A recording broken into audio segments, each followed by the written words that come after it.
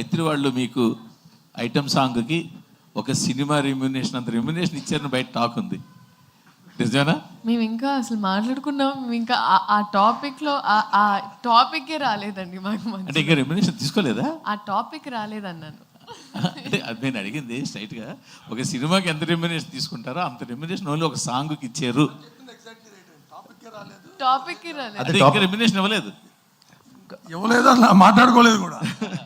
అదే టాపిక్ రాలేదు. నా డౌట్ ఏంటంటే ఇప్పుడు నీ మైండ్లో ఇక్కడ ఉంటుంది, వాళ్ళ మైండ్లో ఇక్కడ ఉంటుంది, అప్పుడు ఏంటి?